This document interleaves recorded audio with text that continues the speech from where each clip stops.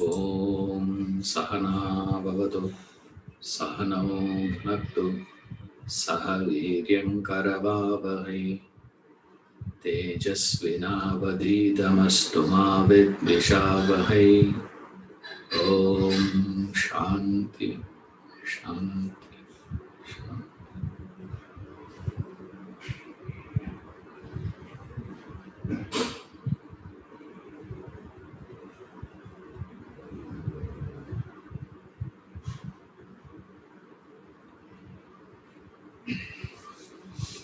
Rio.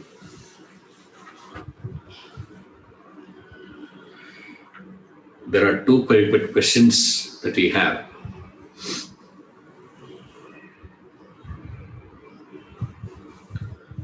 Non-living things do not have life. Does that mean there is no self in them? No.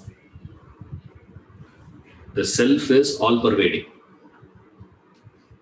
Therefore, whether there are living or non-living, it is pervaded with the self. So by the very definition of the self, we say it is all-pervading. Since the self is all-pervading, Atman or Brahman is all-pervading, it should be existing in there also. But there is no expression of life in the objects. In the material objects, there is no expression of life. Why that expression of life is not there is not because of the absence of the self. It is because the necessary equipment to express this doesn't exist there. What's the necessary equipment is the subtle body.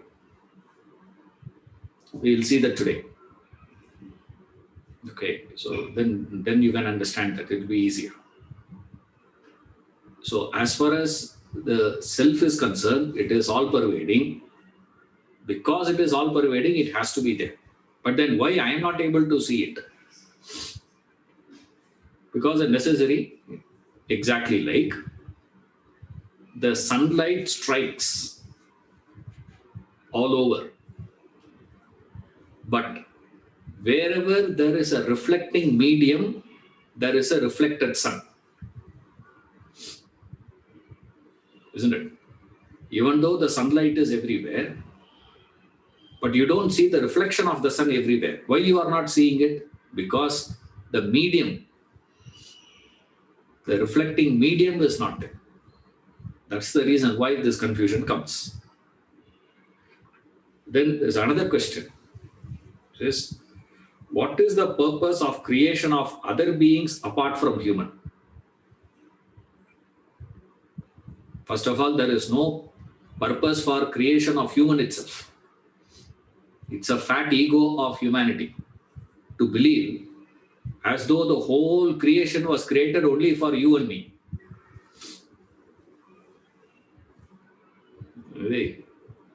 It is our ego believing that. Imagine all the buffaloes there to sit and have a Zoom class. The buffaloes will ask what? Same question is what buffaloes also will ask. Why God has created everyone else apart from us? And buffaloes think what? The grass is created only for the buffaloes to graze. This is what the buffalo thinks. Exactly like all of us think all the minerals, the plant, the animals, everything is created in this universe is only for us to enjoy.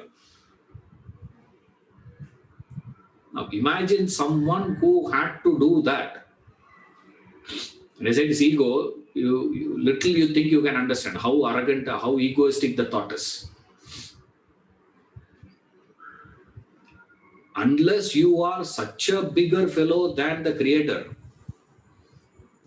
is not going to be creating everything only to fit into your requirements. Isn't it? Like ready-made shirt. You go to a shop, you pick up. If your waist is 32, the trouser will fit. Now 32 is not same 32 for everyone, right? The dress that you go to buy, when you go for a designer cloth, how costly that is, isn't it? Then comes the fashion designer who designs a specific one for that particular model. That will happen only if you are a celebrity. You say that I am going for one meeting for that particular. Usually they have that, the red carpet they put on. This Hollywood, this one on this celebrity meets and all that when it happens. They come in that particular dress, but they will be wearing it only once. That's all. That one evening. They are going to use it again and again. Then it will be designed to suit that particular person according to whatever they feel like. So you have to be, what the arrogance of humanity is, God is the fashion designer, I am the model, and the whole world is created to suit to my requirement. This is what we call. Are you such a celebrity?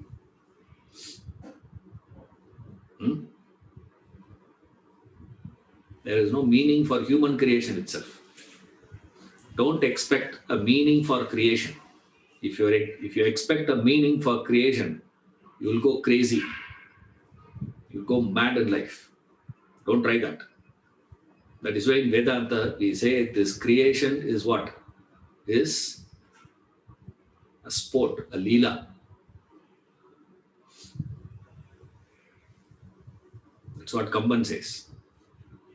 Alahila vilayatudayar, our Talaivar, Annavar Ke Sharanangale, he says.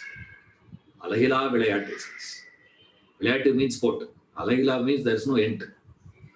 It's an infinite sport. There is no meaning, there is no starting, there is no end, there is nothing. For a sport, you can't give a meaning. If you start analyzing the logic, it looks redundant. Like you take a sport, cricket. There is a tussle is between the bowler and the batsman. What are the fielders doing there? The bowler is throwing the ball. The batsman is going to hit. If you can hit the ball, you hit. You cannot hit the ball, get out and move out. That's all, no? And what about the 10 fellows standing there? Why are they standing? Who decided that has to be 10? Why not 14? Like in grounds we used to play, no? If 10 of us go to play on that day evening, we split that team into 5-5. Sometimes 4-6. Sometimes we have played, only 5 of us are there. So the same team fellow who is also fielding, also batting. That's called sport. There is no meaning to it. It's the joy of playing. That is called a sport. Similarly, creation is the joy of living. That's it. Don't try to find a meaning for it. What is the purpose? What's the purpose of life? Remember, it's not something to be discovered. It is to be invented.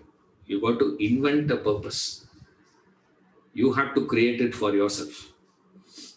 If you can create, good for you. If you cannot create, it's not that there is a purpose sitting and waiting for you to go and discover. I suppose you're all familiar with these two words. Certain things we call in science as inventions, certain things are called as discovery. Thomas Alva Edison invented electric bulb.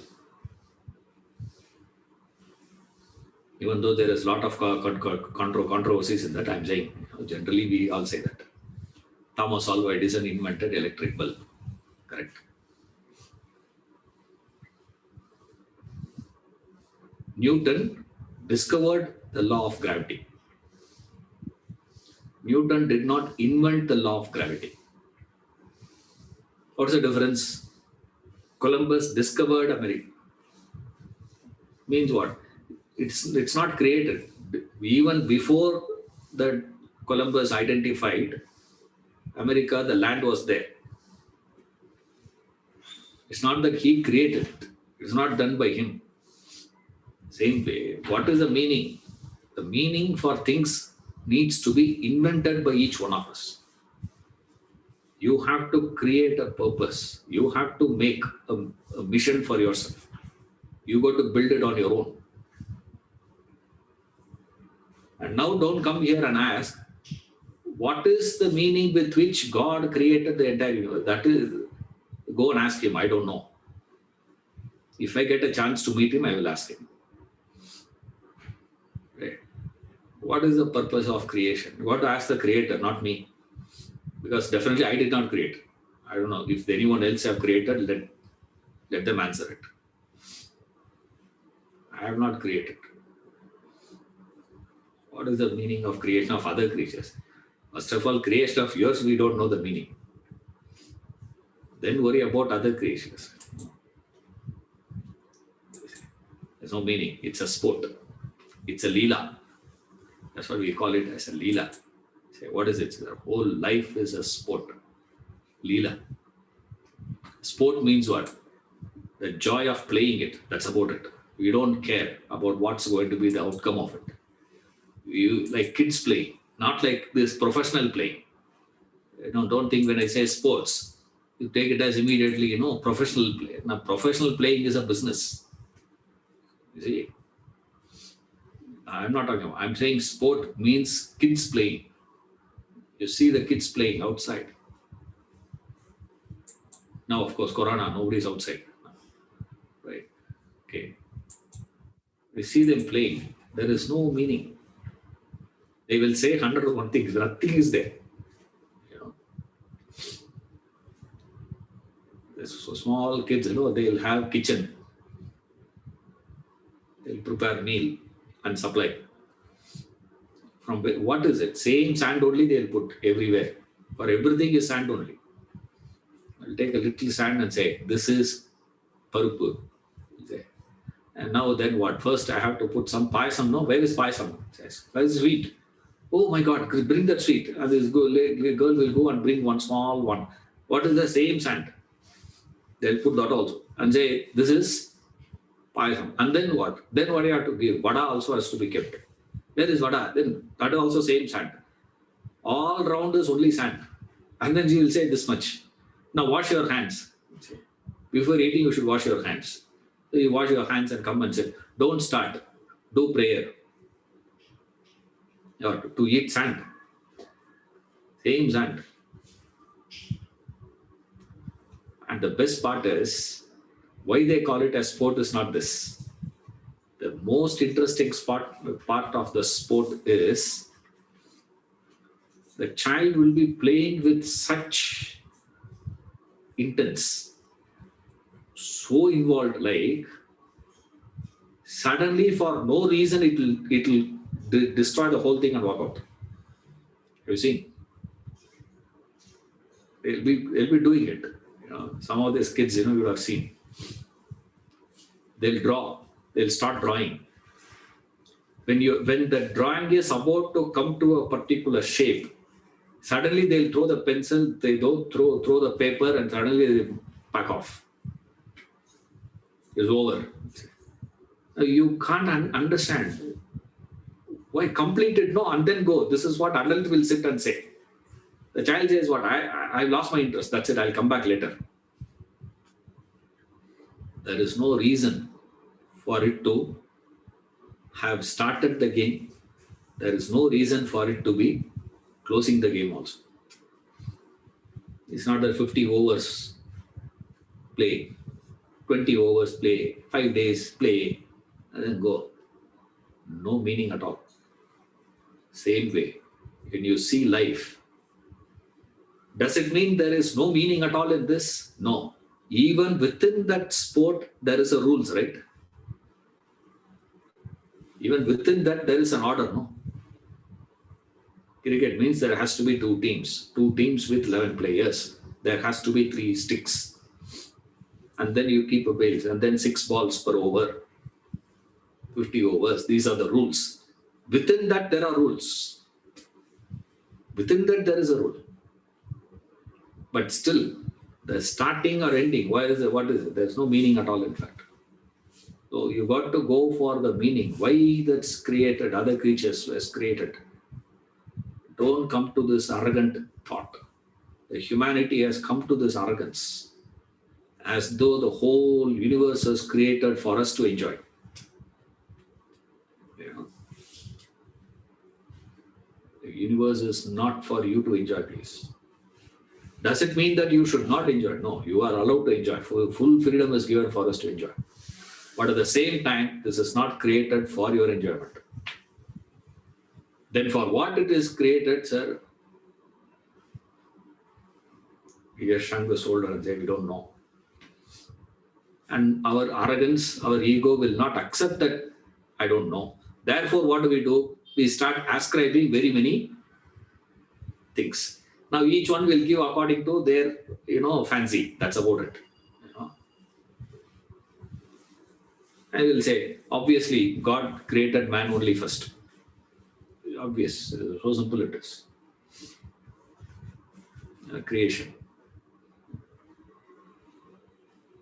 Now, first of all, why he has to create a man? For what?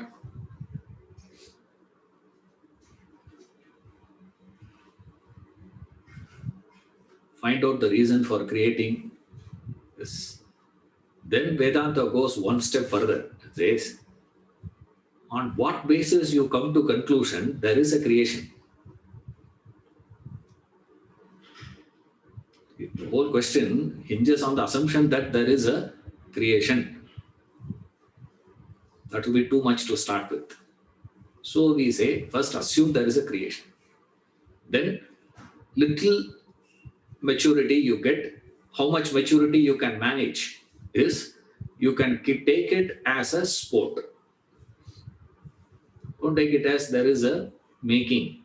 There is a specific reason for it. There's no specific reason. Then what is it, sir? It's a sport. It's a leela. Designed for what? Designed to enjoy. That's it. Designed. So here enjoyment means what? For the pleasure of. For the pleasure of who? The pleasure of. That's what earlier I said. In a puppet show, least intelligent person sees the puppet. A slightly smarter fellow sees the strings, which is not obviously visible. If you pay keen attention, you can see it. A really smart fellow can see the fingers. But at no point of time, you can reach to the puppeteer. You can never get the picture of a puppeteer fully. Unless and until you close the show. You got to close the show for you to meet the puppeteer. You can't have the show running and have a discussion and a meeting with the puppeteer. That is not possible. You want to meet the actor.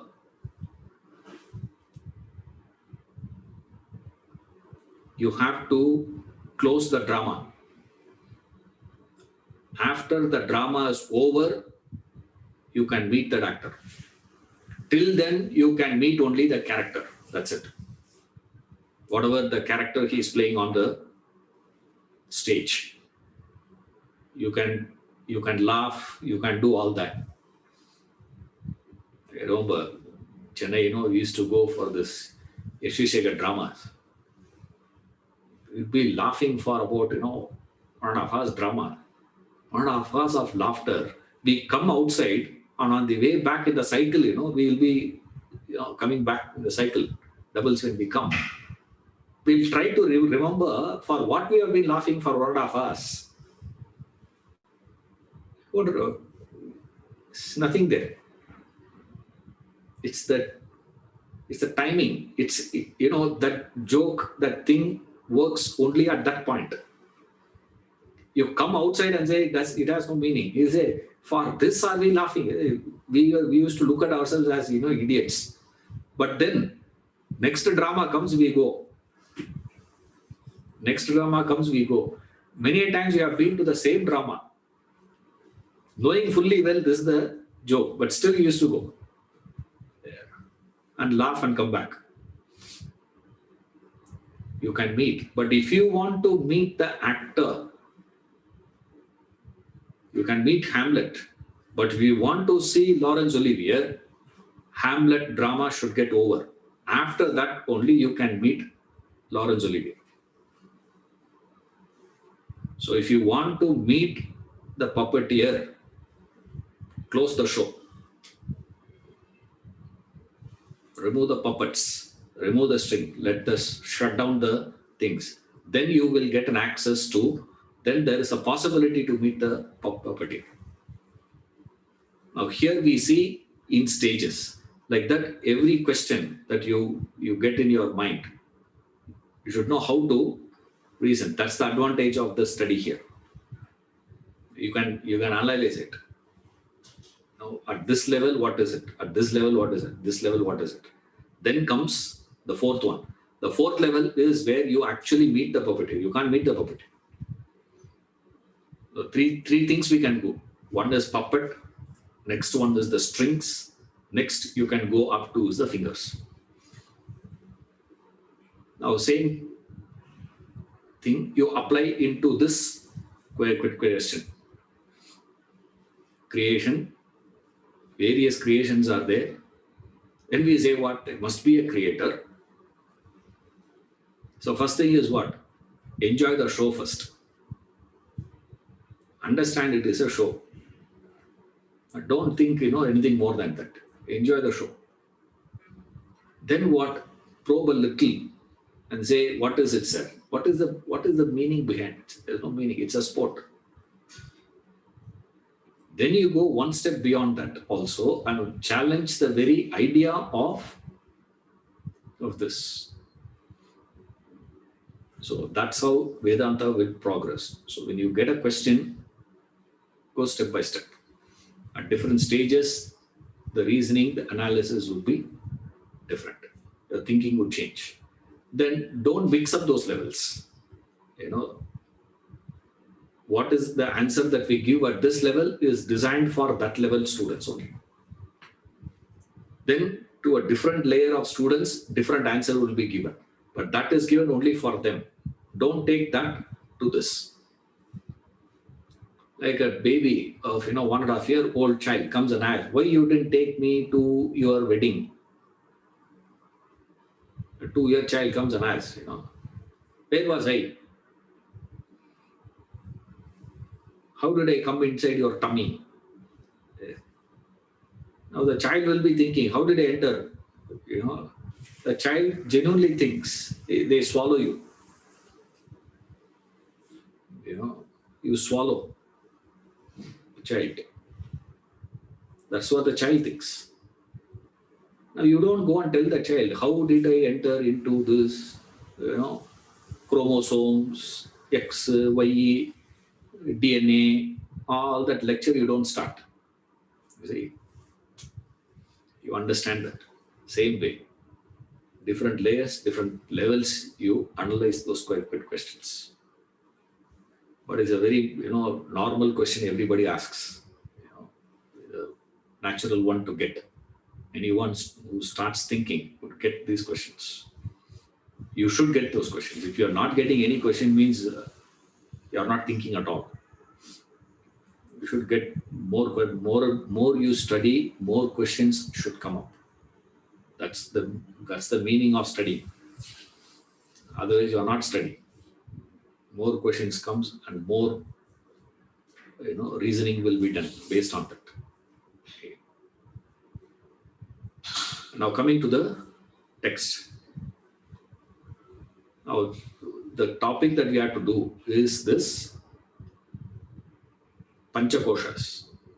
See that we are analyzing human composition.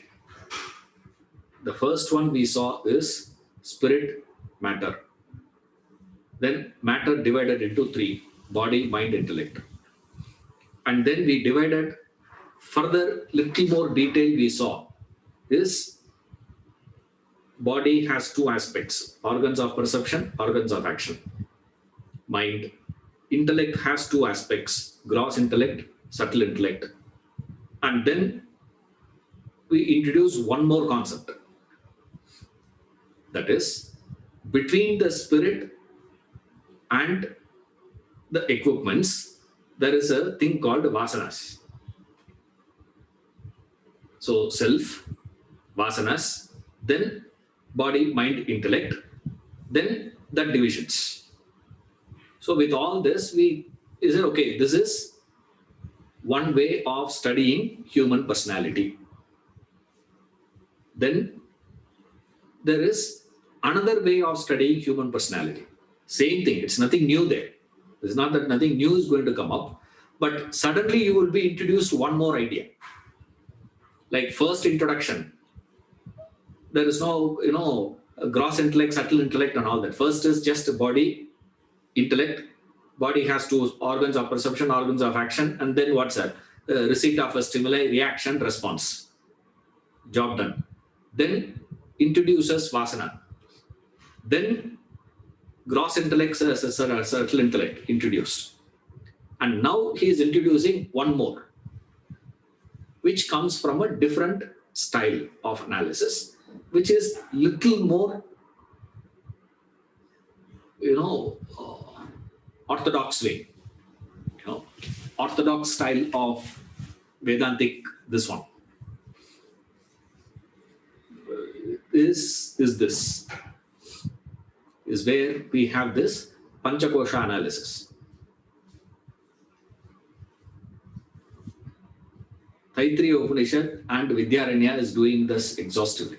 There's a lot of material. There's a direct text that we get is from these two people. And we're not going into the text aspect and all that. Of course, they are studying it from a different angle there, right? But here what we see is the same human personality that we have seen presented in a different angle. That is, the self is the core of your personality. The essential dimension of your personality is the self. Now, we're not discussing right now what is the nature of that self and all those things. How do you come? Because all that we have done earlier. So now we are not doing it. So we have done those things. How do you come to conclusion and all we have seen now. So we don't have to go into that aspect today. Core is a self. That self is obscure, is not perceptible to us. We are not able to see the self. You say, why we are not able to see the self? Because something must be covering that, isn't it? Blackening it, covering that. That covering is what is studied here as Pancha Koshas. There are 5 layers of things covering the core, the self, right? Which is your real personality. The coverings are 5. Since it is a coverings are 5, we have to say topmost one, next one, next one, next one, next one. This is how we study, right? Now here we may be wondering, sir, how is it possible for this to cover? Such a small one, how can it be covering the self? Because just now you said self is infinite, all pervading. To cover something, you can blanket, you can cover something with something bigger than that object, isn't it?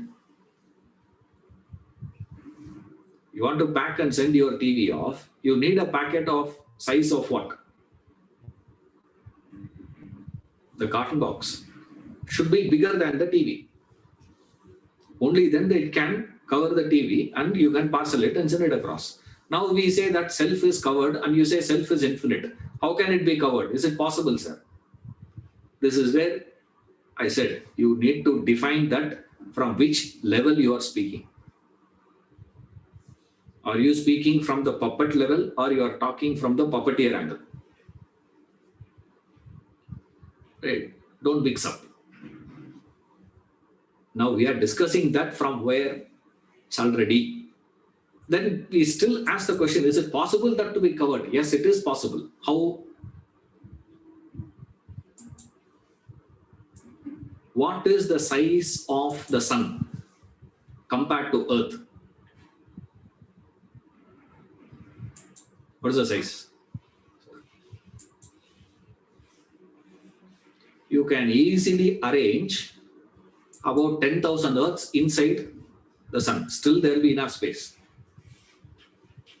Such a huge one the sun is. Okay. Then what is the size of the earth comparison to India? If you take earth, what is India size? If you take India, what is the size of Bangalore? All India map, if you see, right, where they'll have Bangalore, it'll be a dot. Then in Bangalore, where is Kempapura? Bangalore map. You take a Bangalore map, Kempapura. Where is Kempapura? You have to search for it. In Kempapura, we have to search for where is Misty Waters. In that Misty Waters size and Ishwaran house, what is the total built-up area of Misty Water versus his apartment size? So tiny, so tiny. In that apartment, where is Ishwaran sitting? What is the area of the entire apartment? In that apartment, what is the size of Ishwaran?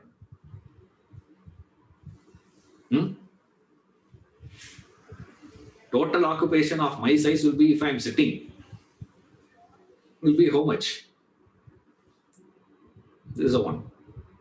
In that entire body of Ishwaran, what is the size of his finger?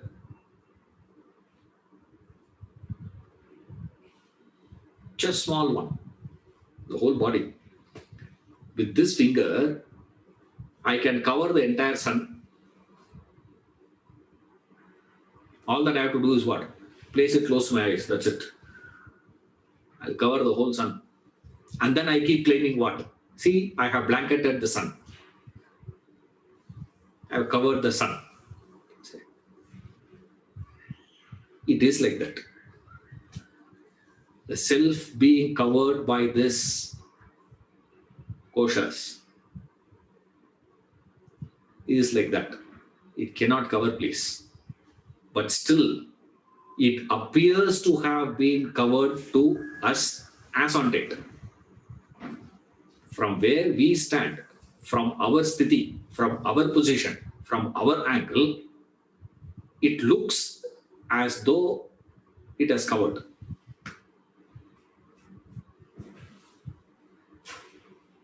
Same way. Can it be covered? It cannot be covered. Can my finger cover the entire sun? Is it possible? But it can cover the entire sun to my eyes, to my vision. I can't see it. My eyes are open still, but I can't see it. It's covered. Why? Closeness. How close I bring that finger. I take it out a little away from my eyes. I understand. What is this? What is that? That is called spiritual knowledge. That is called spiritual effort. This is called tapas. Sadhana means that. What is that, sir? Take it out a bit and see. Little out. See. Slightly detach yourself from what? From those 5 koshas. Right. Now, what are those 5 koshas? They are referred as Annamaya Kosha, the topmost one, from our angle. Okay, now we are seeing the whole thing from our side. You can't see that from the reverse angle. You can't start this analysis from the self. From the core, why don't you start Ishwaran? You cannot start like that. Why? Because you have to start from where you stand. From my position, first blanket is Annamaya Kosha, food sheath.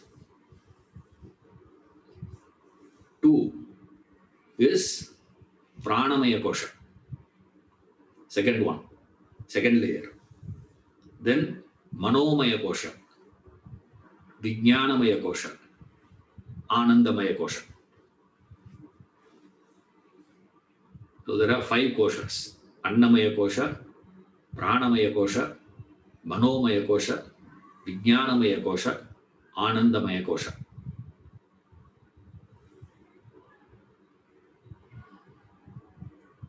Referred in, this is in Sanskrit.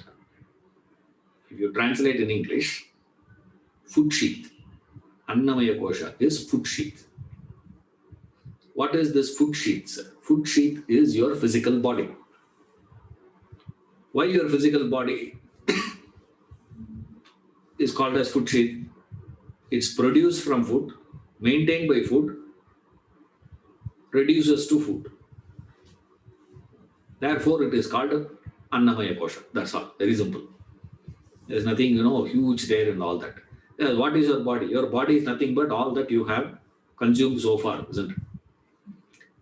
Of course, there is a difference is there. Imagine you have to put up all the rice that you have eaten till date. How many tons it would be, we don't know. You can't even say kilo, kg. You have consumed one.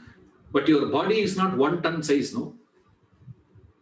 Imagine all the vegetables, all that water that you have, you drank, the fruits that you have eaten. Imagine, no? I used to think, I say, my God, imagine the body where to be Annamaya Kosha.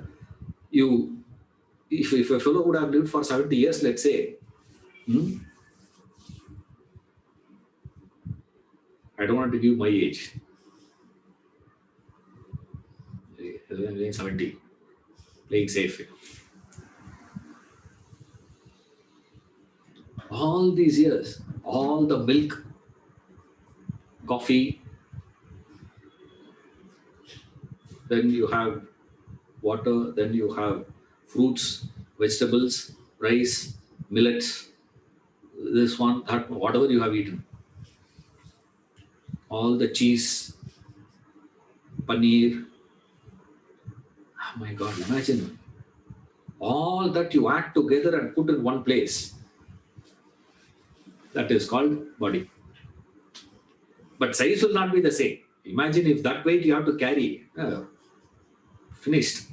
You see, the food gets transformed into another form. That changed form of that food is your body.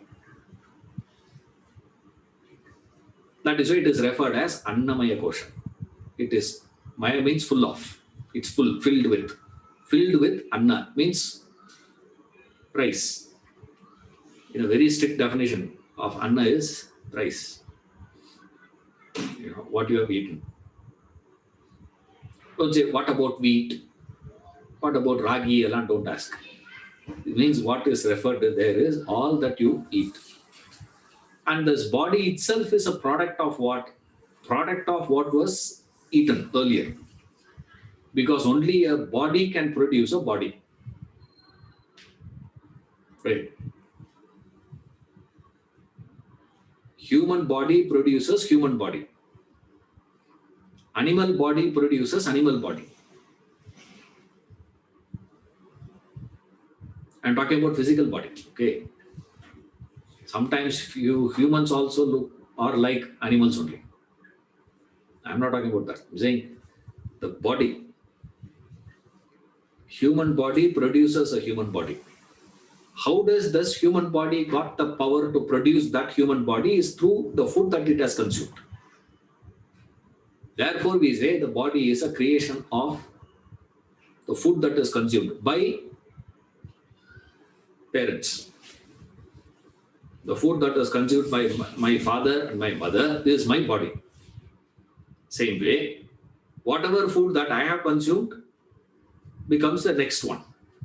Then I'm sustaining, I'm growing, all that is because of what? Food. And then I die. What happens to this body, sir? This body goes back to earth, gets back to those elements, becomes food for other beings.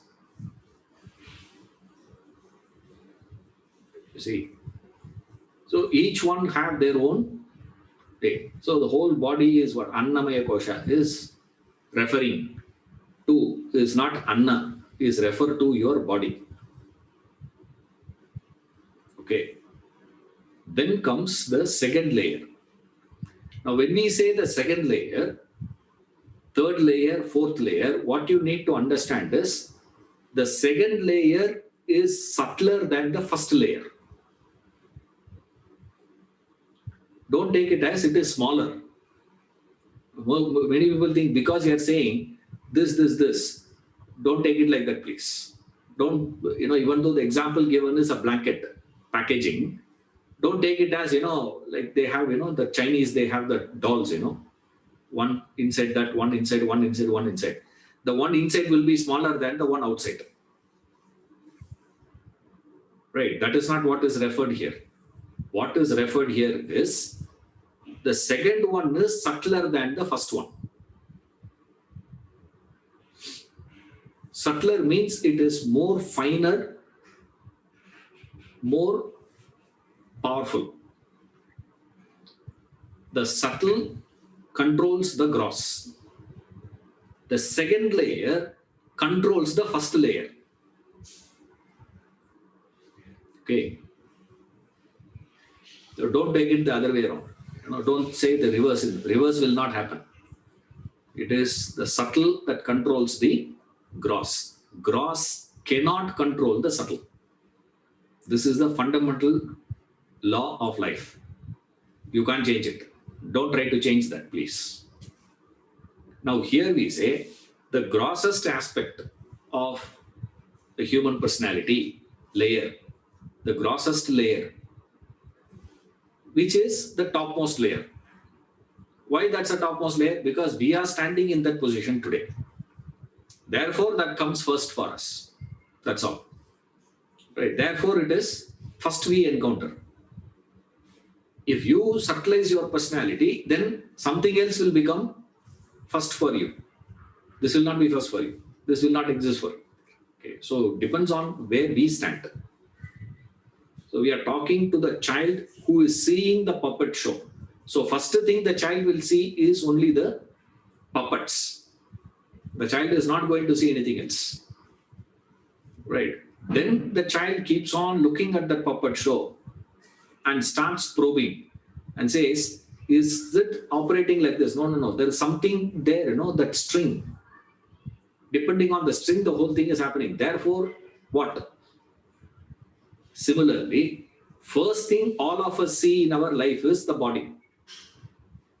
So I take, what is me, sir? Body. Is he there? Just check whether he has come. Check it out. Means immediately you go and see if the body is there. You say, what? Yeah, he has come to the party. He's talking to another fellow there. He's in that corner. You say, in a wedding, we ask, where is he? Find out. You search for where that body is. Right? Why? Because that's what you can relate to first. Therefore, we take that as a human first layer. That doesn't mean that is the entire personality, please. That's the topmost one we see. If you peel that off, beyond that, peeling it off means there is something beyond that gross physical body. It is the pranamaya kosha. Is a vital air sheath. Now this Pranamaya Kosha is a prana sheath. In this yogic study, those who have studied this prana, exhaustive studies have been done by those people. There's an exhaustive study being done on the body. Same way, there is specialization, there is an exhaustive study being done with reference to the prana also. And they say your pranic body, they had some calculations along. How and all, I don't know. Arrived at a calculation. Those who want to find out, figure out. I have no idea. But they say that it is your pranic body is 12 inches beyond your physical body. In a movie, you'll see they draw all that. You see graphics. You can do a graphics. So then what happens, sir? As I'm sitting, there is 12 inches beyond me. You'll see. Don't try to see Allah. Okay. If someone comes and says, I am seeing the pranic one, take them to Nimhans. Right. There's a good institution we have here. Don't try all that, please. Okay. Just to give you that idea that it is more pervasive. It is beyond the body, physical body. So just to show that they have depicted it like that. Now don't try to start looking for it and touching Allah. Allah. This prana is what in this, the same concept is there in this Chinese and Japanese also. This prana idea doesn't exist in any other philosophy. Only, Indian, Chinese, and Japan. Only these three countries have this. In China, they call it as chi. In Japan, they call it as ki. Same thing. Here we call it as prana. In Sanskrit, we call it as prana. That prana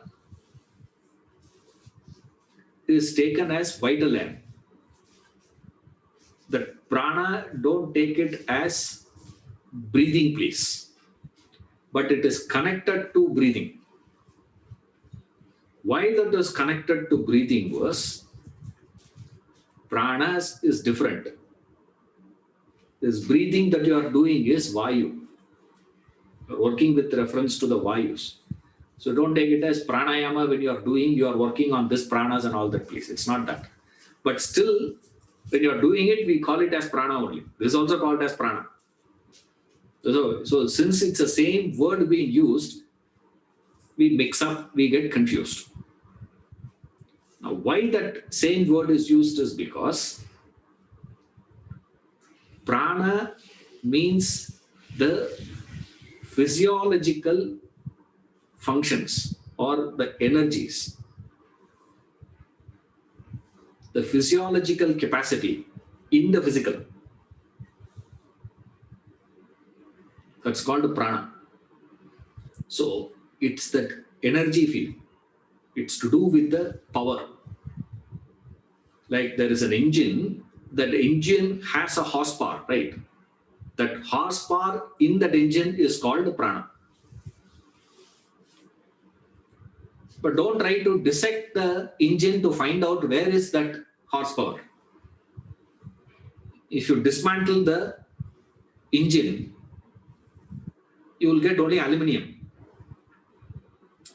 plate only. Aluminum plate, aluminum tube like that, and then one screw here, one bolt is there, one nut is there, one shape. Same aluminum, you modify and keep it in a particular shape, in a particular way. Suddenly it becomes an engine, gets tremendous power. Right? You can take that same weight of that aluminum in the next one and keep. What is there, sir? Nothing is there. There's no power in it. When that aluminum is kept in a particular one, it gets that power. Similarly, this body gets created depending upon the body that access, that energy comes in, that horsepower comes in. That horsepower in the engine is the prana for this. But don't try to locate it. You can't locate it. It's far more subtle. Now, this prana was classified into 5 different ways. Because these energies were moving based on the breathing, breath, it's connected to that. That's the only reason, nothing else. Why it gets connected to prana, sir? Prana is not the prana gets its energy absorption happens by the body, not only from the breath. It comes from the water that you drink. It comes from the air that you breathe. It comes from the food that you consume. This prana gets that vitality, energy from all the sources. It gets even from the thought. The prana gets energy from the thought also, isn't it? One idea gives you inspiration, isn't it, to do things. As you are sitting here, you may say, suddenly there is a sound next to you, and they say, fire, fire, fire. Will you be sitting here? Will you say, I'm tired here, carry me, no? Well, suddenly you get energy. From where you got it, sir? The thought can give you energy also. So energy is not only from this, from all the sources that you do get energy. We do get energy from sunlight. We do get energy from moonlight. Certain energies you get from moonlight. Certain things you get from sunlight. Certain things you get from this. But for the movement of that purpose, they have to take one as the primary one. Which is the primary one? Is the breath. Is the of the things, the one that goes very deep, more, this one is the breath. That is why breath is taken. Otherwise, they have to say water. Water is not there for everybody. Thought, everybody will not have same thought. This one, that one. That is why in India, when a person dies, we say prana gone. Means breathing stopped. When your breathing stops, you're dead. Prana, we say. So that's the reason why it is this. Prana, it's that physiological powers. There, that prana has 5. In that, the first one is prana. So this prana will come in. People get confused. I think, something mystical about prana, something, strange, nothing of that place. All that it means is, this pranas are 5 in nature. What is the 2? Your body does certain functions. For the functioning of you require an X amount of energy. That energy is called the prana, which is the most essential dimension of that is breath. That is why breathing is connected to prana. That's why when you do breathing control, breath control, when you do, we call it as pranayama. Why it is called as pranayama? Strictly speaking, you cannot be calling it as pranayama because you are not controlling all the pranas. You are just controlling air going in and going out. That's all. But still it is connected to that. Why? Is because of the things, absorption, energy gets most essential one and it moves around through the air. Therefore, prana is taken as breath itself, the breathing that you have. Then we say there are 5 pranas. Is it? The pranas are 5 in nature. In that, first one is prana. Right. Second one is apana. Now here this prana and all, don't take it as what you learned in pranayama. Okay. When you are learning pranayama, they will say prana, apana and all that. That is different one. Now here it is a different one. So here prana means all that energy with which You receive the things. The stimulus receiving power is there, you see. Your eye is there. That eye should have the power to receive the sight, isn't it? Ears are there. That ears should have the power to hear. When you go to a doctor, he will saturate your eyes, but he can't saturate the capacity to see.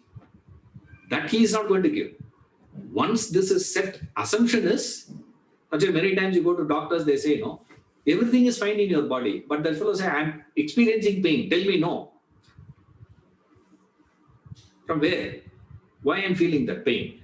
He says, there's nothing wrong in your body, but still pain is there. Now what to do? Now it's not an imaginary pain. It's a pain they're actually speaking. But from where it is coming, why this is coming, what is this? The capacity to see is different from the appropriateness of that organ. The right positions of the organ, right things of the organ is one aspect. Another one is the capacity of that organ to function. That is referred as this. In that, all the receiving material, receiving capacities of yours with reference to all this, seeing, hearing, smelling, tasting, touching, that reception is called as prana. When you say pranayama, now you go to pranayama. In pranayama, what do you do?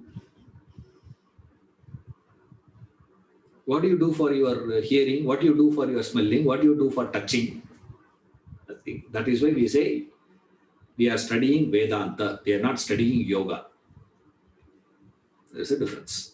When you go to yoga class, they will say one thing. You come here, they will say one other thing. Don't get confused. What is this? You say something else, they say something else. It's a different angle, different way of studying it. Same word we will use.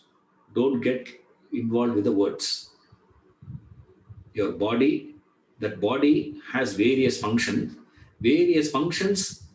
possible because of various capacities in them to function, energy in them to function. That energizing thing is called as pranamaya kosha. In that, 5 pranas are there, 5 aspects are there. First one is the prana. The second one is apana. This prana, then they have the study. Where is the location of that prana? It functions in a particular location. Each one of them function in a particular location in the body. Like eyes are located in a particular place. Ears located in a particular place. Same way, they say in that body, your prana also has a particular location to operate. In the office, there's an MD's office there, no? Isn't it? MD has a cabin. The secretary has a cabin. Vice president has a cabin. And then the general manager has a cabin. Each one has their own cabins. Finance department has its own. Director of finance sits in one place. Director, production sits in another place. HR director sits in another place. Each one sits in their own cabins, their own office. Same way, this pranas also has their own office location. They say this fellow is located here, a fellow located there. This is the study of the prana. That is what they do. Now, we are not interested in all that. That's not our focus right now. But you just have to know they do talk about all those things. But essentially, what we are concerned here is not those details, because it's not going to help us in any way. What we need to know here is this pranamaya kosha. Why it is called as pranamaya kosha? 2. Why it is connected to breath? 3. In that, the first word is prana. Therefore, taken the whole thing as prana. Pranamaya kosha. Then you have this apana. Apana is the excretion, the power to throw out. All the excreting things. And the excretion once will be, location is where immediately you can understand what will be the location of that. Location for this is below navel. Below navel, the location happens for this. Then we have the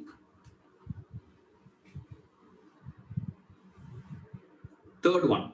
Now, then it has various, all that excretion things, all that is thrown out from the body, all the waste, is happens through this apan.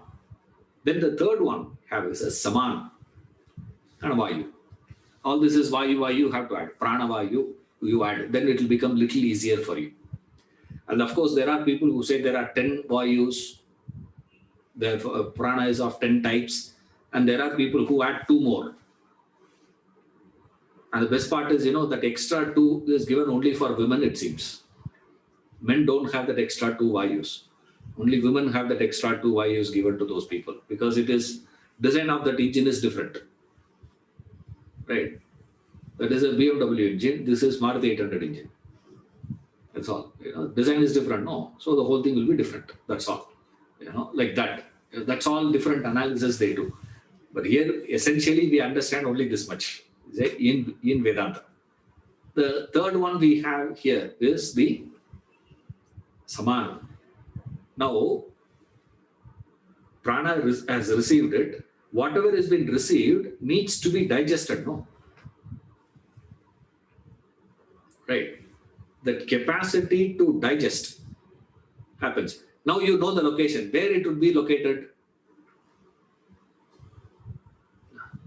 You say, it is somewhere around the stomach region. You say, yes, this is operating in the stomach region. Now, what would be the direction of its operation, sir? It would be moving in which direction? Grinding. Grinding has to happen means in where, how the direction, how the movement will be. Grinding you do, no? They do. How do you do this? Mixie. How that happens? Circular motion. Circular motion going deeper inside and deeper inside, deeper inside. Then they have very many exercises, very many asanas. They're all given for you to saturate that particular one. So there are certain prescriptions they give. Then they find out there certain problems that you can encounter if that is not operating properly. How to locate the problem? How do you saturate the problem? All that is done. But essentially what we need to be concentrating is, what is this samana? Samana vayu is what, sir? All that he does is what? His job is to digest. Then comes the fourth one, Vyana. This Vyana vayu, what he does is received, digested. The digested things should be circulated to the body. Right. So what he is doing, circulation. So since he is circulating, where he has to be located? Top to bottom. This fellow has access to entire, he keeps moving up and down, up and down, up and down movement, because he has to supply, come, pick up, supply. What is his job, sir? His job is circulation. Circulates the things from all over. Supplying all that was whatever is being done by that prana and samana. The prana and samana's product, whatever is being received, he takes it and gives it to everyone. This is for which this energy should be moving in the direction of what? Out. Supplier he is. So which means he supplies the whole thing. So that energy is moving in which direction now? Moving outwards. He'll move outward and he'll come back. So his coming back is what? He'll carry the things from the, you load everything in the vehicle, he will go, unload everything, he has to come back to pick up the next load to supply to another fellow. So when he is coming back, he'll come back empty. When he is going, he'll go out fully loaded. While coming back, he'll come back empty. In that, so many problems can happen. Loading is not done properly, the supply is not reached properly. When he is coming back, he is not bringing, he is not loaded, he is not unloaded things there. He brings back everything. So what is to be done? They have a solution for that. This can cause very many diseases to the body. This can cause so many problems to the body. So through that study, they give solutions.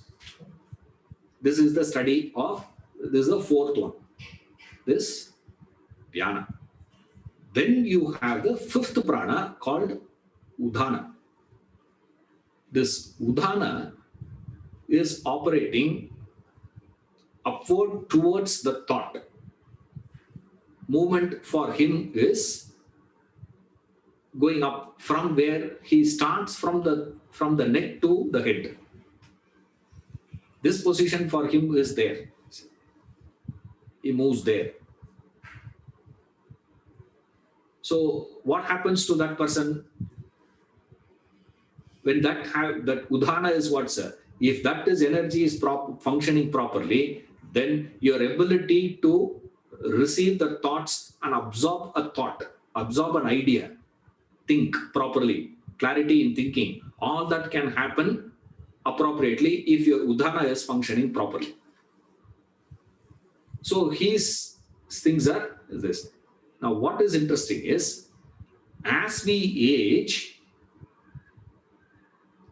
all that energy, the pranic capacity starts depleting.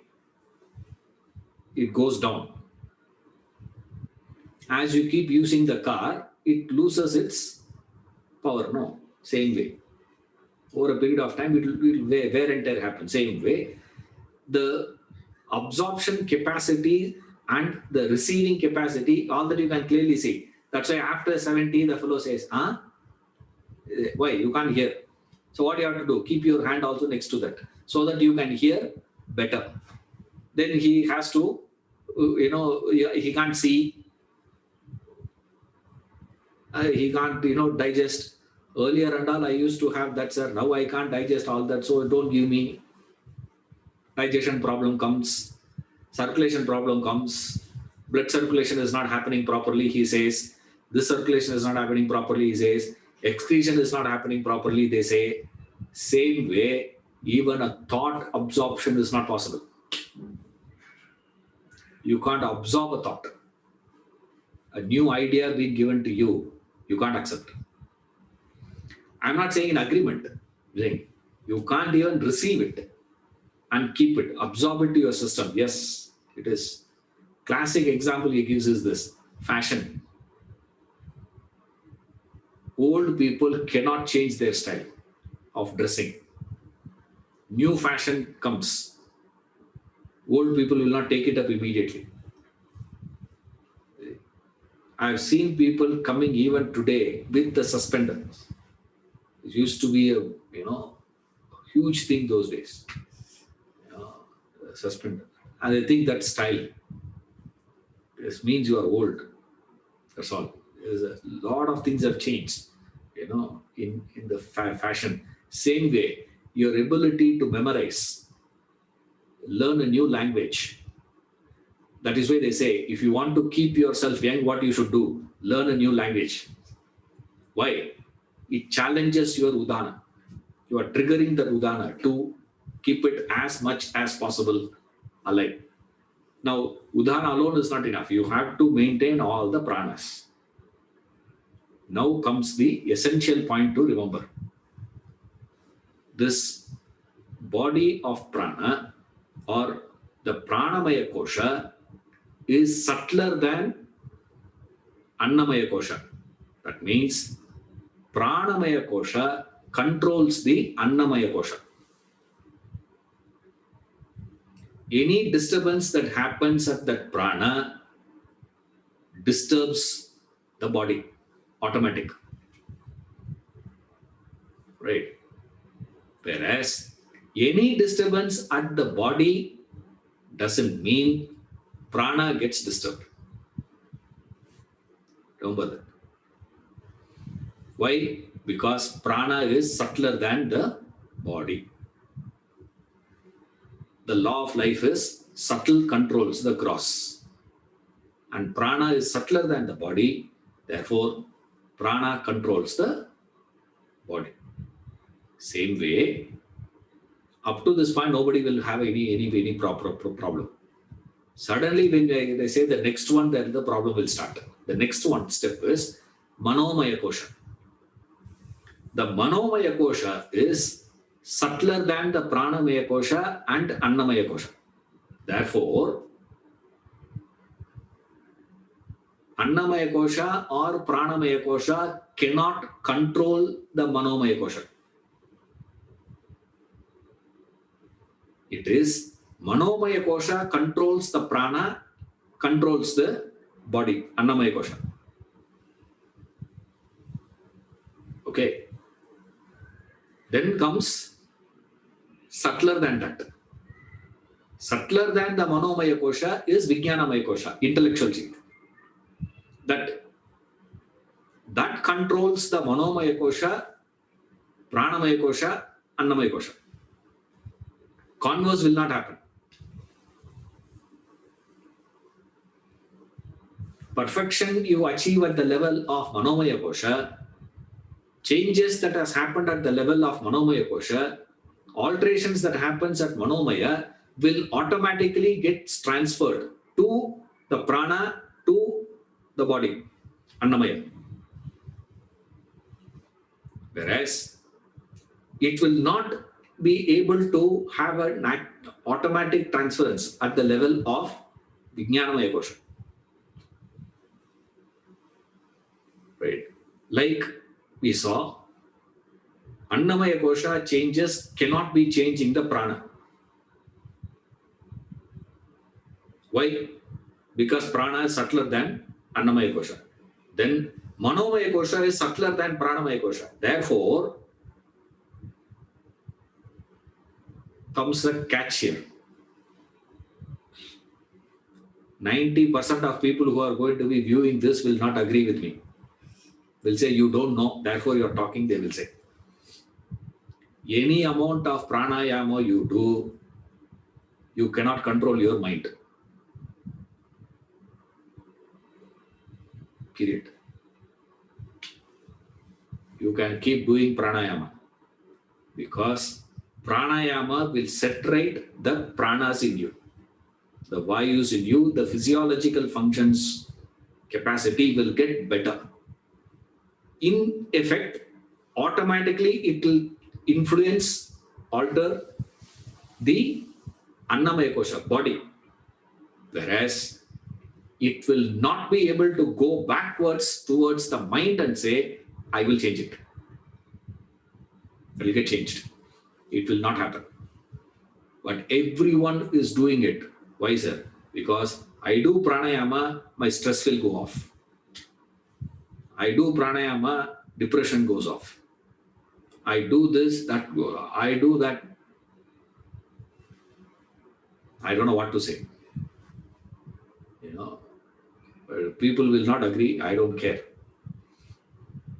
You know, whoever says doesn't make any difference.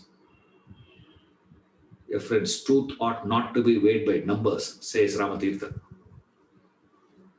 Don't go for truth by numbers. Today, all the scientific evidence is what? Number. So many people have done, so many statistics we have, so many scientific things we have. Now, what are you talking, this, that, and all that? If that is the case, then I will say, I will change the body, prana should change. Will it? If you say, no, that is not possible, then this is also not possible. But this we will agree, that we will not agree. I don't know what to do. But still we have a question. Sir, but then we do experience it, no?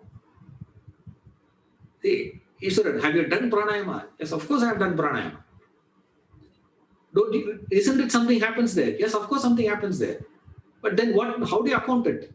We do feel that people experiencing it. Is that all false? Is that all wrong? Or are you dismissing it straight away? No. There is a logic for it. What you are experiencing, you should be able to decipher appropriately. That's all. You see, how do you reconcile this? Subtle alone can control the gross. Gross cannot control the subtle. But still, when we do pranayama, we do feel this. We do experience it. Now, you can't say that experience is false. Right? It's not a false experience. Now, how do you reconcile that? We'll see that in the next class. Hari Om.